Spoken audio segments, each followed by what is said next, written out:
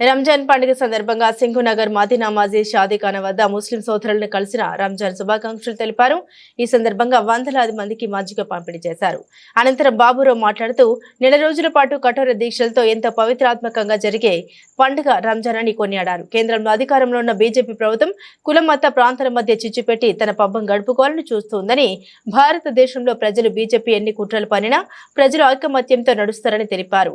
BJP Telugu Desam కూటమి ప్రభుత్వాలు వక్ఫ్ board చట్ట సవరణ రద్దు చేయాలని, మత సామరస్యాన్ని కాపాడాలని, హిందూ ముస్లిం క్రైస్తవ భాయ్ భాయ్ అని నినాదాలు చేశారు. ఈ కార్యక్రమంలో సిపిఎం పార్టీ సెంట్రల్ సిటీ కార్యదర్శి బి రమణారావు, నగర కార్యదర్శి వర్గ సభ్యులు కె దుర్గారావు, టి ప్రవీణ్, నగర కమిటీ సభ్యులు CH Srinivas, SK Peer Saheb, M Baburao, Stephen Babu, SK Nizamuddin, M Shiva, Lingeswararao, P Krishnamurthy, B Rambabu, G Venkateswararao తదితరులు ఈ కార్యక్రమంలో పాల్గొన్నారు. అందరికీ రంజాన్ శుభాకాంక్షలు.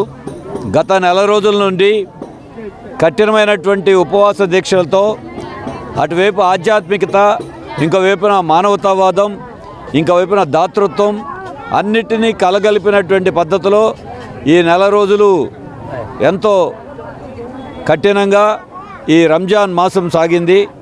ఈ రంజాన్ ప్రతి ఒక్కరికి కూడా మంచి సందేశాన్ని ఇవ్వాలి.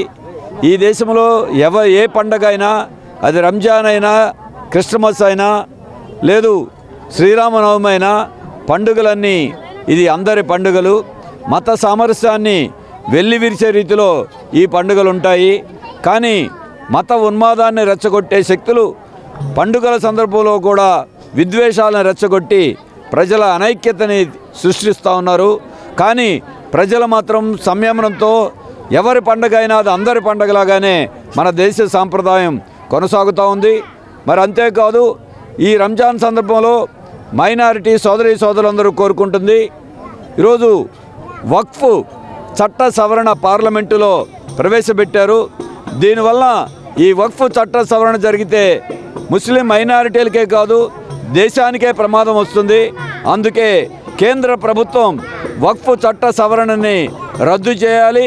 రెండోది, ఆంధ్రప్రదేశ్లో ఉన్న 25 మంది ఎంపీలు, ప్రత్యేకించి ఇవాళ ఉన్నటువంటి ఎంపీలు పార్లమెంట్